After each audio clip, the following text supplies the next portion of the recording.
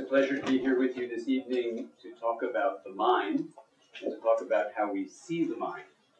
And this is a process that people call Mindsight, the capacity to actually look into our subjective experience. So one thing that we do with Mindsight is we check on how people are doing. So I'm going to check with you. Can you hear what I'm saying in the back row? Yeah. Wonderful, wonderful. So in that moment, what I'm doing is to see if in your inner experience, you're actually able to hear me. And one of the things that we are going to look at is what the mind is. For example, what does it mean to have the subjective experience of hearing, to be aware of hearing, and also what it means for our mental health. These are questions that are of interest to a range of people. Parents, for example, want their children to develop a healthy mind. Therapists would like the mind of their clients, their patients, to do well. And in society, you could make an argument that if we're going to help people reach their optimum level of functioning, to have health, to have a sense of well-being and meaning in their lives, even to approach the planet and try to turn the pathway of planetary pain around, whether it's poverty or pollution, that we need to really work beginning with the mind. And as Mahatma Gandhi said, we must see the change we need to see in the world. We must really look deeply into ourselves to start with the kind of connections inside of ourselves that we'd like to see out in the world. And there's no better place to start than with the mind. So this is what we're going to be diving into. And to do that, we're going to be asking some fundamental questions and turning them upside down. So how many of you feel like you actually have a mind? Raise your hand. Okay, we do have a mind. And we know that because, of course, we have feelings, and we have thoughts, and the way we're using the word mind is not in the sense of intellect versus feelings. The mind, in many ways, is our subjective experience of all of that. Okay, so we're going to talk about what that really means to have a thought. What does it mean to have a feeling?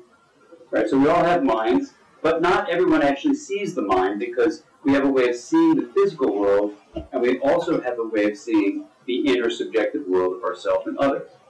And what we can show is that this baby does not even have a definition of mind, but she will grow up in the world, and depending on what her teachers do and her parents do, will shape the mind.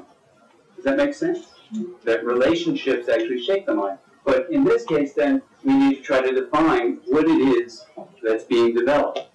Now, I'm a psychotherapist, a therapist of the mind. I'm trained in psychiatry. I've done research in psychology. These are all fields that study the mind.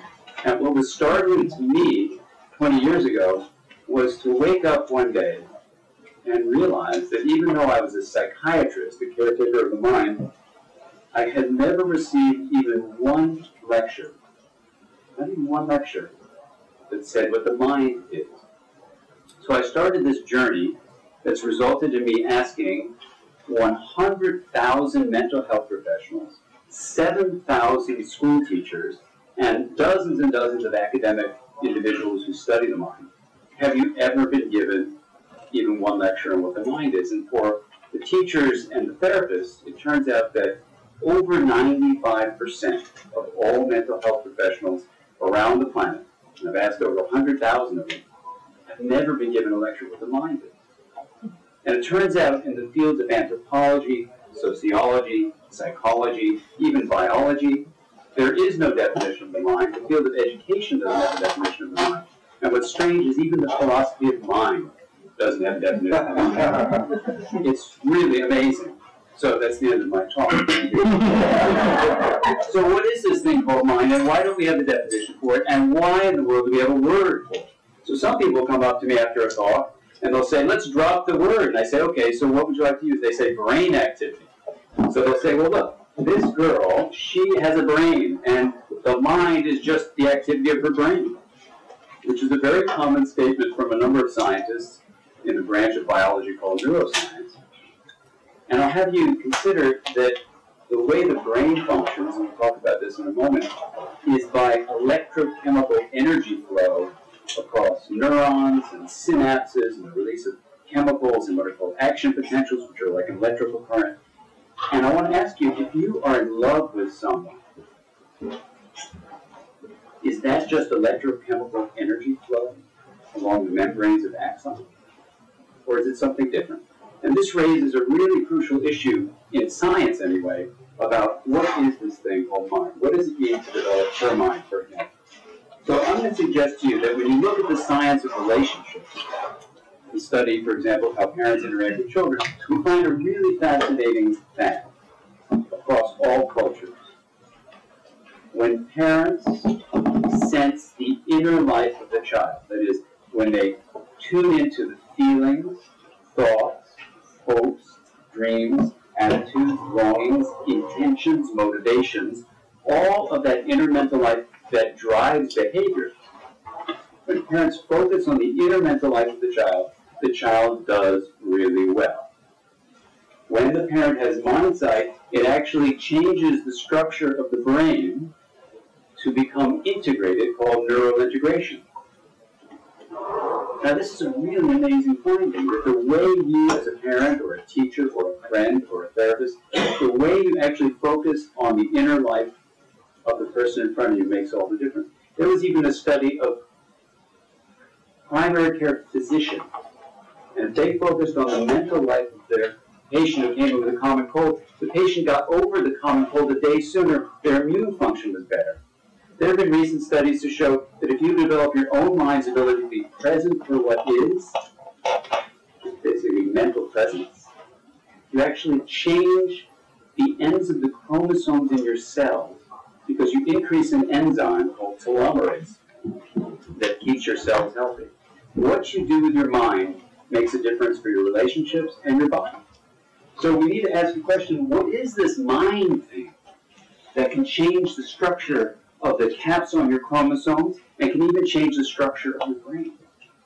That's been proven now. That's not just a guess, that's been proven. What is it? So what comprises the mind? Well, we can say, of course, it's awareness, which no one really understands, but it's about the sense of knowing and the known. It's a way of understanding awareness. And it's subjective experience. So you have an inner sense right now of hearing me, and you have your thoughts, your feelings, your hopes, your dreams, your memories. The subjective texture of all that is not the same as neural firing. It may be totally correlated with it, but it's not the same. Some special quality. Awareness, subjective experience. But there's another quality of mind we're now going to dive very deeply into that is required for us to try to address the question, can we create a definition of the mind? And here it goes. Take a look at this figure. This is a figure that we can actually spend an entire lifetime looking at, and you constantly come up with new questions. And here's the idea. What connects relationships, the body-brain, which you could call the embodied brain, that is the whole nervous system distributed throughout the whole body, and the mind?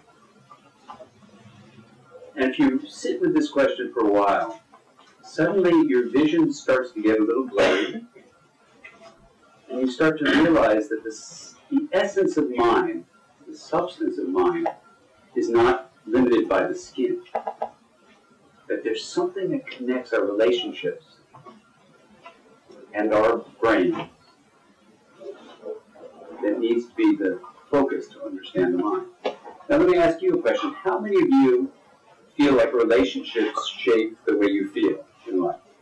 Raise your hand. Okay, great, beautiful. And how many of you feel that what you've eaten or not eaten or how much sleep you've gotten, that as it affects your body, affects your mind? Yeah. So we know that the mind is somehow influenced by both relationships and the brain, but how can that be? How can the body and relationships, what do they have in common? So there's a long line of reasoning behind this in this field called interpersonal neurobiology, which I work in, where we take all the fields of science and combine them into one, using what's called conciliant thinking. And from that process, we come up with the following proposals. That even though none of these fields have a definition of mind, in interpersonal neurobiology, we do. And here's our suggestion as a working hypothesis, that beyond awareness and beyond subjective experience, which are really important aspects of mind, there's a third aspect of mind, which we're defining as a self-organizing, emergent process of both the embodied brain, and relationships. You say, well, okay, that sounds kind of okay, or maybe a little strange, but what is it actually organizing? And then you come up with the following thing, that it's energy and information. Energy and information are rising from the bodily mechanisms of this embodied brain,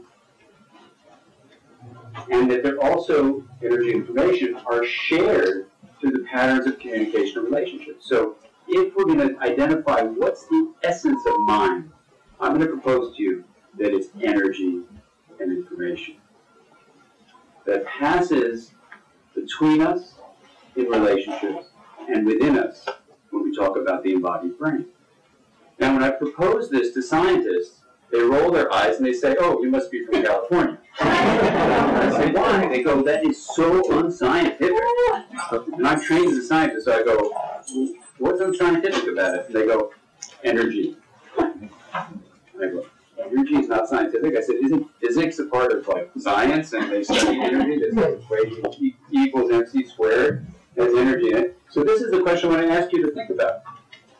Is energy and information scientific? Are they real? Is energy real? And you start to look at that, and I've had the opportunity to talk to leaders in the field of every one of these disciplines I mentioned, from anthropology to philosophy to neuroscience to even physics. And in all those fields, though they don't look at it directly, they refer to processes that require energy flow. Energy changes across time. And when energy has a certain symbolic value to it, we call it information. And so you can argue with them. And one time I was in San Francisco with the leader in the field of psychology, in his 80s, senior in the discipline. And we were riding on this trolley car. There was a person in the field of education, a person from neurobiology, and they were hearing this fellow and I have this deep conversation. I said, please tell me, is there any mental process that doesn't ride along energy patterns? He thought about it, and the trolley car was going, and he said, no, I can't think of a single one. I said, isn't it true that the field of psychology has no definition of the mind? He goes, we don't, that's true. I said, how about this definition? That you can look at the mind as this emergent, self-organizing process that arises from and also regulates. This is a property of systems. It arises from that which it actually is going to turn back and regulate the flow of energy and information within us and between us. And the trolley car is going, and everyone's listening, and then he goes, that is great. And I went, because this is not something that's accepted in any discipline. But what I want to suggest to you is it helps us take the wisdom of anthropology, the wisdom of sociology, of psychology, of biology, of physics, of philosophy, of the contemplative sciences, of education, of the field of just understanding life as a human being on the planet. And it gives us this powerful thing to do. What's so powerful? Who cares? Why care about it? Well, first it tells us that the mind is created in our relationships. It's why relationships are so important. But the body is also important, this embodied mechanism. And it tells us that we can take a guess at what a healthy mind is. And this is the amazing thing, that when you say that energy and information is integrated, you find that the science of integration, which is the linkage of differentiated parts, says that when you're integrated, you're in harmony. You're flexible, adaptive, and coherent. And when you're not integrated, you go to chaos or rigidity. And you can look at the DSM, the Diagnostic and Statistical Manual, Mental Disorders for the Psychiatry and Psychology Mental Disorder Bible, and you find that every single symptom of every single syndrome is an example of chaos, rigidity, or growth. And you go, oh my God, and you can predict, as we've done in interpersonal neurobiology, that in fact major psychiatric disorders are disorders of impaired integration, like which disorders? People with schizophrenia, people with autism, people with bipolar disorder, as non-experientially derived difficulties, and then experientially derived ones like abuse and neglect. impair the growth of integrated fibers in the brain. So when you look at this definition of health, what we're saying is that health is integration, the linkage of differentiated parts. Then what you can do is you can teach people to monitor energy and information flow inside of themselves, create integration, and modify that toward integration, and look at energy and information flow between themselves and others. Honoring differences and promoting linkages is the essence of a healthy relationship of any sort, in a family, in a school, in a community. Integration, in this view, is health. And we can empower people throughout all of society to try to create more levels of integration. Now, how do you do this? Mindsight is the way you do it. Mindsight is the ability to sense energy and information flow and move that flow within us and between us toward integration. And when you do this, you find this amazing set of principles. You find that you can teach people to monitor and modify this flow toward integration and identify chaos and rigidity. I'm going to give you a list of processes and finish my talk with these processes. And let me ask you, how many of these would you like in your life? Because this is an outcome of integrated practices between yourself and what's called mindfulness practice, and between yourself and your child in what's called secure attachment. This brain has parts of itself that can become integrated, and though this looks complicated, you can simplify it by thinking that we all have a brain that grows throughout the lifespan, and you can understand it with a model of the hand where everything is pulled together. I'm just going to tell you that those middle fingernails there, if you put your fingers over the top, put your hands like there, you'll see these middle fingernails in your head like this, and they pull everything together. They coordinate and balance everything. These integrated fibers grow with integrated relationships. This is the amazing, simple finding from 20 years of studying all these sciences. Integrated relationships stimulate the growth of integrated fibers. And finally, let's see, what does that give us? Whether you're doing mindfulness practice, where an observing self is honoring the differences between itself and an experiencing self, that's the integration internally, it's called internal attunement, or between one person and another, like between a parent and a child, this is what you get. You get the ability to regulate your body. You get the ability to attune to other people. Integration gives you the ability to balance your emotions. It gives you the capacity to extinguish fear. It gives you the capacity to be flexible, to pause before you respond. It also allows you to have insight into yourself, or have a Mindsight map of me, where I connect past, present, future. It gives you a Mindsight map of you, understanding the internal world of another person. It gives you a sense of a Mindsight map of we, the greater good. And it also gives you not only intuition, but it allows you to have a creative and spontaneous life. So what I'll leave you with is that these 9 functions are the way you can use a Mindsight skill ability in yourself and how to teach to other people to actually create more integration in the world. And when integration is made visible, we have kindness and compassion. And that's the hope, and that's the promise of bringing more Mindsight into our world. Thank you very much.